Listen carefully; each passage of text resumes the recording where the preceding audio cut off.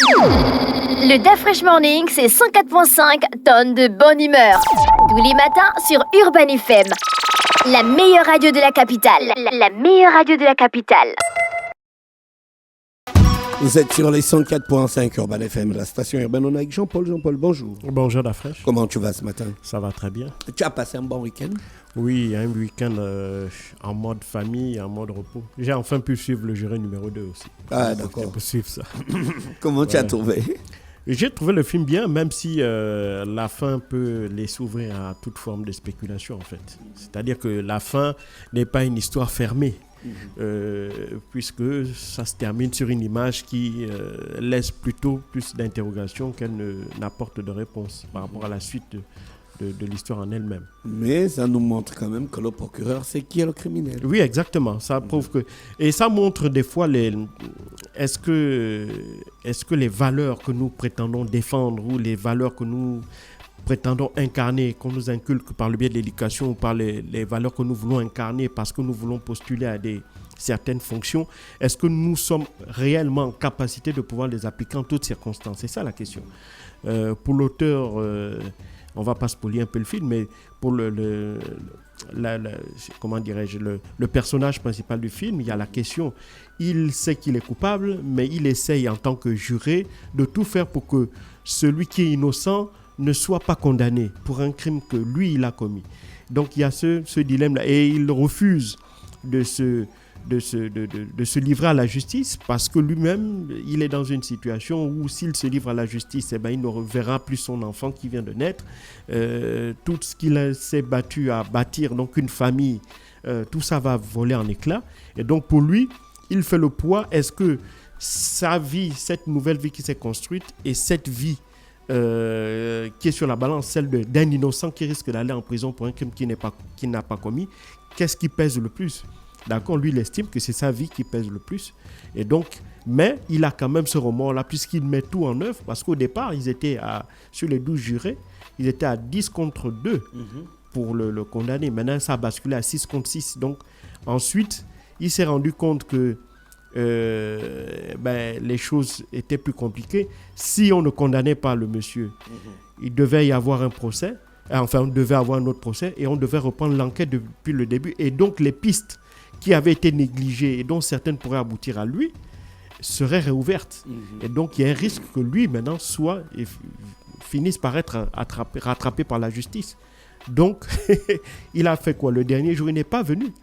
Donc, celui qui était en fait le troublion dans la salle des jurés n'étant pas là, les autres sont finalement tombés d'accord et le monsieur a été condamné. Donc, c'est ça. Et puis de l'autre, voilà, il y a ça et il y a la procureure. La procureure qui a eu suffisamment d'éléments pour avoir le doute. Elle a vérifié, elle a vu qu'effectivement, ce monsieur n'a pas commis ce crime, mais elle se dit que si elle le libère, ça veut donc dire qu'au départ, elle s'était trompée.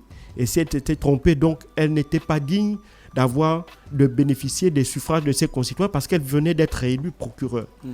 Et donc, ça veut donc dire que sa carrière serait entachée parce que les procureurs aux États-Unis, même les avocats, ils sont très à cheval sur les statistiques en termes de victoire.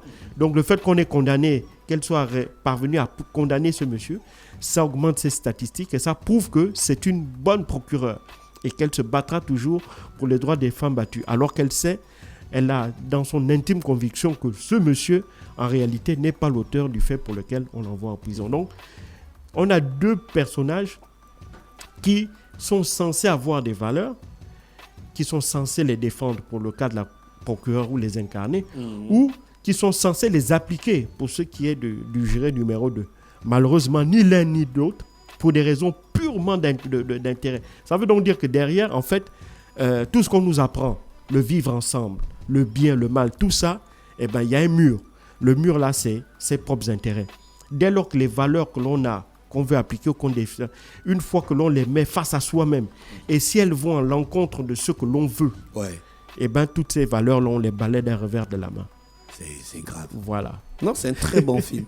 Et il faut être courageux pour aller au-delà de cette barrière-là. C'est-à-dire que accepter que des actes qui vont à l'encontre de vos propres intérêts s'appliquent à vous.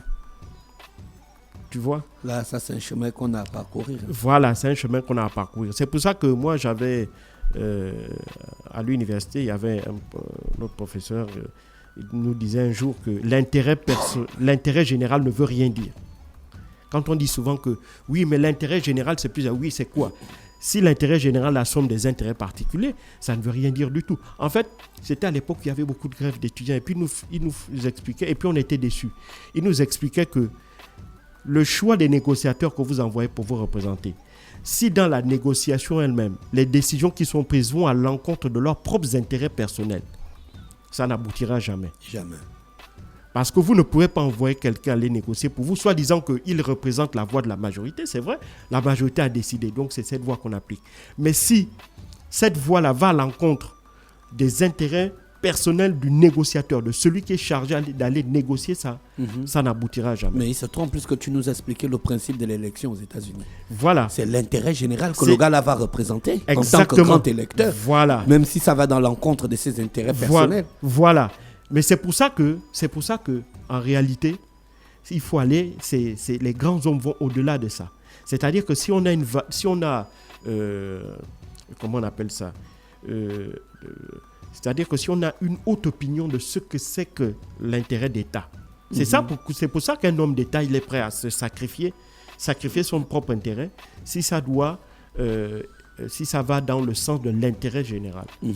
Or, c'est souvent ce qui nous manque à nous, petits pays, les petits peuples, c'est-à-dire des hommes d'État, c'est-à-dire une personne qui soit en capacité de se sacrifier.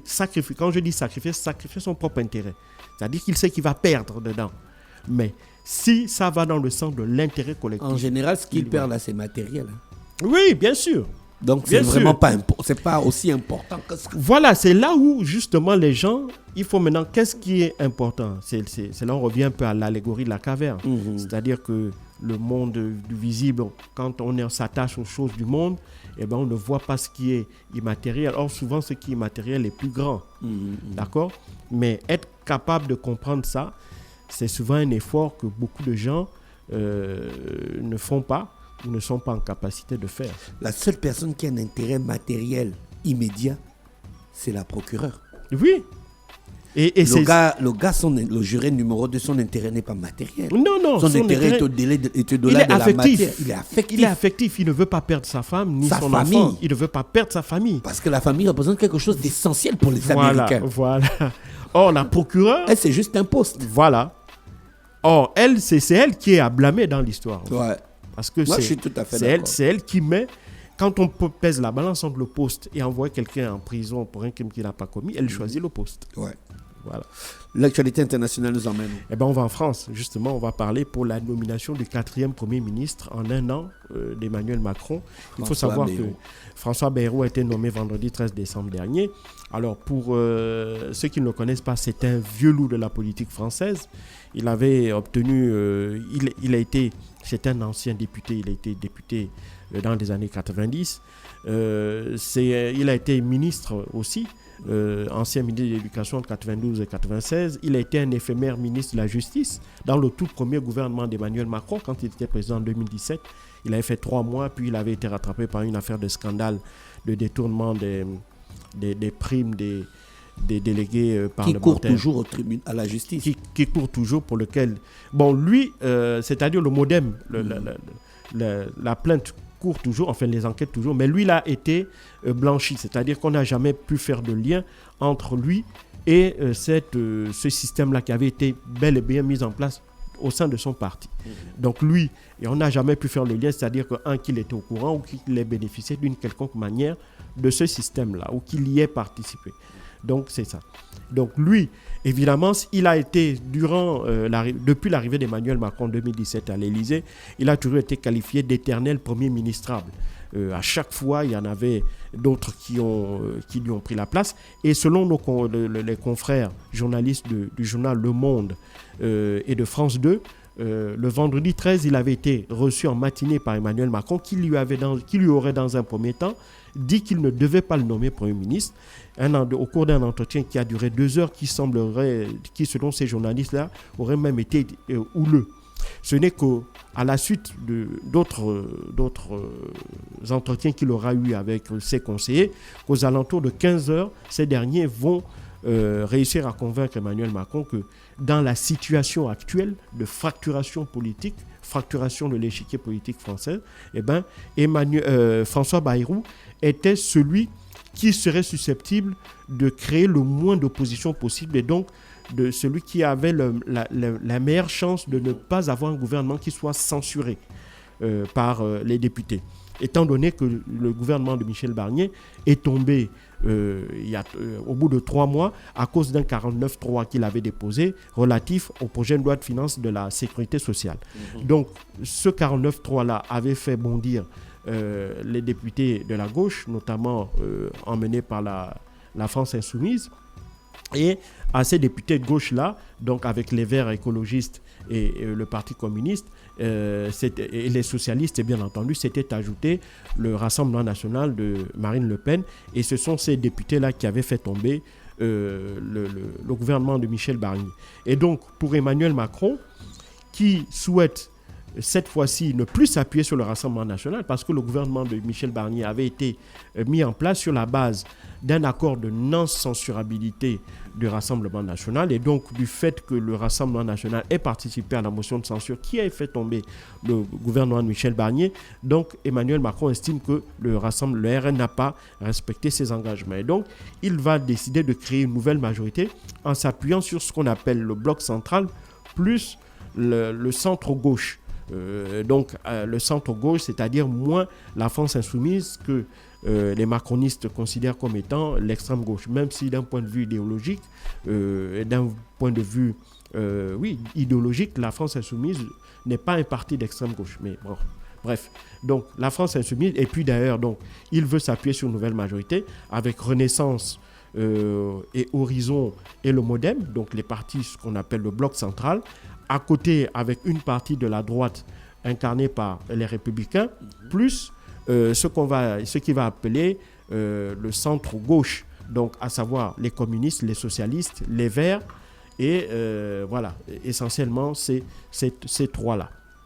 Donc il espère, avec ces différents blocs-là, créer une nouvelle majorité, mais pour cela, cette majorité, elle est extrêmement fragile. C'est la raison pour laquelle il ne veut plus s'entendre sur un accord de gouvernement, mais plutôt il a demandé à François Bayrou d'essayer de discuter avec ces différentes formations de l'Assemblée nationale pour s'entendre sur les lignes rouges à ne pas franchir et qui pourraient déclencher une nouvelle motion de censure. Donc c'est la raison pour laquelle il va entamer une série de rencontres avec ces partis politiques qui sont représentés à l'Assemblée nationale. Il va les recevoir par ordre d'importance en termes de nombre de députés à l'Assemblée nationale. C'est la raison pour laquelle il va débuter aujourd'hui à 9h par le Rassemblement national. Ensuite, il devait recevoir la France insoumise, mais cette dernière a fait savoir qu'elle ne viendra pas à l'invitation de François Bayrou. Et donc, c'est Gabriel Attal qui va représenter Renaissance et ses alliés, qui sera reçu par la suite par François Bayrou. Ensuite viendront les autres groupes de la gauche, essentiellement les écologistes et les socialistes avec les communistes. Et enfin sera reçu en dernier... Il y a les communistes en France. Oui, le Parti communiste français, ça existe toujours.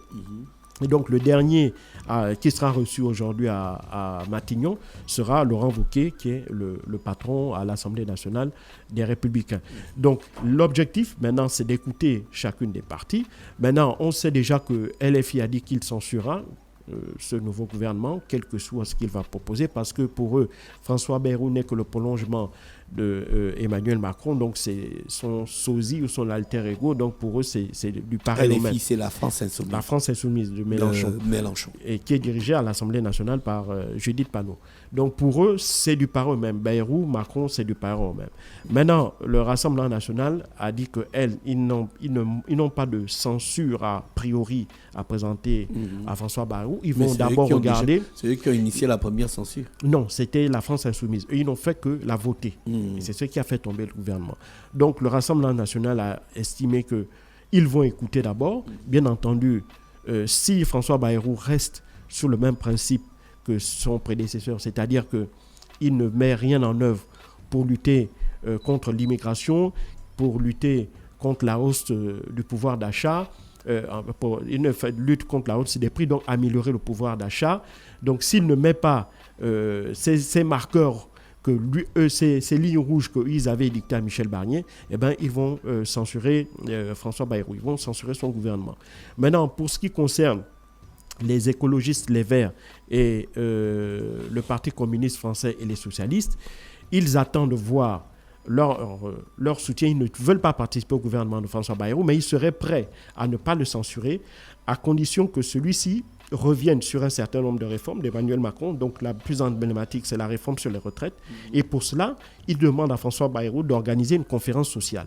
Cette conférence sociale aura pour but de revoir les paramètres techniques du régime des retraites en France. Parce qu'ils estiment que la loi qui est en vigueur, qui avait été votée qui était passée par le biais d'un 49.3 à l'époque où Elisabeth Borne était Premier ministre, et c'est ce qui avait entraîné en quelque sorte l'échec du bloc central, du bloc présidentiel lors des élections européennes, qui va entraîner par la suite la dissolution par Emmanuel Macron en juin dernier.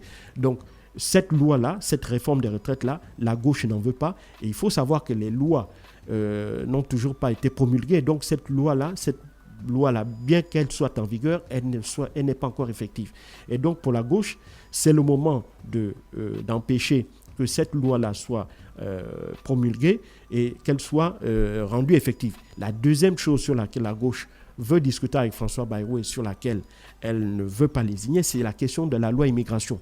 Pour elle, pour la gauche française, cette loi immigration, c'est une mascarade préparée par Emmanuel Macron en réalité pour faire plaisir aux partisans de l'extrême droite en France. Et donc pour elle, cette loi immigration doit être purement et simplement retirée. Et donc pour ce qui concerne les Républicains, ces derniers ont estimé que leur adhésion au projet de François Bayrou sera en fonction des éléments qui y sont contenus. Donc en fonction de ce que François Bayrou va leur proposer, eh ben, ils vont dire si oui ou non ils vont entrer dans ce gouvernement, et si oui ou non, enfin ils vont rester dans ce gouvernement parce qu'ils étaient quand même dans le précédent gouvernement de Michel Barnier qui est démissionnaire et donc qui assure la gestion des affaires courantes, et s'ils vont évidemment ne pas le censurer aussi à défaut. Donc pour chacune des parties vient avec ses lignes rouges et ses exigences, et parfois ces lignes rouges sont contradictoires les unes envers les autres, c'est-à-dire en fonction des partis, c'est très compliqué. Ouais. Donc, pour François Bayrou, eh ben, ce sera un exercice qui va être compliqué. Lui, il a demandé, et je crois qu'il a obtenu, puisqu'il dit que sa primature sera une primature de plein exercice et en complémentarité avec celle d'Emmanuel Macron. Ça veut donc dire qu'il entend jouer tout son rôle en tant que Premier ministre. Donc c'est lui qui va négocier avec les partis, donc c'est lui qui va engager sa responsabilité et non plus celle d'Emmanuel Macron, mais en complémentarité avec Emmanuel Macron.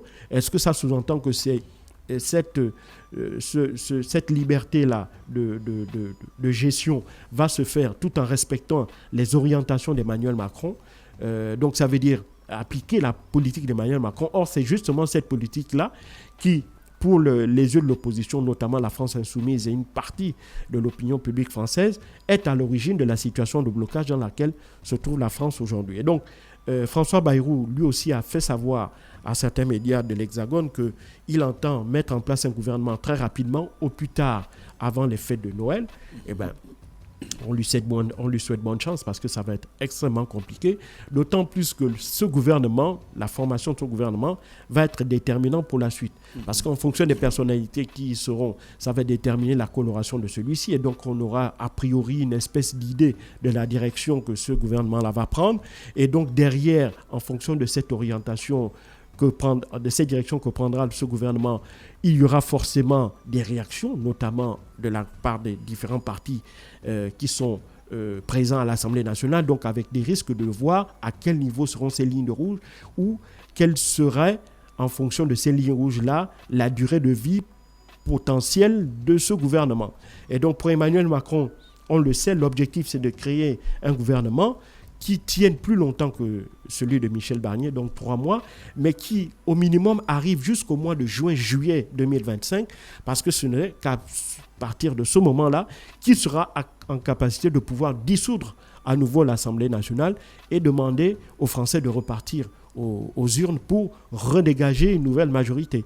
Et donc, en attendant, d'ici juillet, c'est quand même 8 mois, 7-8 mois, et donc ça va être très long, étant donné que ce gouvernement-là et les gouvernements qui succéderont, si celui de François Bayrou n'arrive pas à tenir, sera toujours face à une même réalité, c'est-à-dire qu'on aura plusieurs blocs qui auront des positions tellement éloignées les unes des autres que ce sera véritablement de la gesticulation politique que fera chaque Premier ministre pour discuter avec ces différents blocs-là et faire passer des lois, parce qu'il faudra bien que le pays soit géré. Et donc, pour que ces lois-là puissent passer, il faudra à chaque fois négocier bloc par bloc pour obtenir une majorité et faire passer cette loi-là. Et donc ça, évidemment, c'est un exercice, comme je le dis, de véritable d'acrobate politique, vraiment de la gesticulation que l'on va demander à ce Premier ministre. Et François Bayrou, qui est quand même reconnu comme étant quelqu'un qui est quand même de manière globale, si on voit un peu la comparaison avec Michel Barnier, qui pourrait a priori être en capacité de mieux discuter avec tout le monde. Ce qu'on a reproché à Michel Barnier, c'est d'avoir refusé de discuter avec la France insoumise et surtout discuter et tenir compte des avis ou de la volonté ou des recommandations du Rassemblement national. Bon, là, pour François Bayrou, l'orientation est claire, pas de discussion avec le Rassemblement national, mais néanmoins tenir compte de sa capacité de nuisance et sa capacité à pouvoir censurer son gouvernement. Donc, il faut quand même écouter le Rassemblement national, essayer de respecter ses lignes rouges, tout en essayant d'avoir avec les autres blocs, sans la France insoumise, des discussions au cas par cas, des lois, pour obtenir des majorités et surtout pour empêcher que ce gouvernement-là ne soit censuré. Et ça, c'est une autre histoire. Merci Jean-Paul avec nous ce matin sur les 104.5 Urban FM, la station urbaine dans le Da Fresh Morning. Le Da Fresh Morning, c'est 104.5 tonnes de bonne humeur. Tous les matins sur Urban FM. La meilleure radio de la capitale. La meilleure radio de la capitale.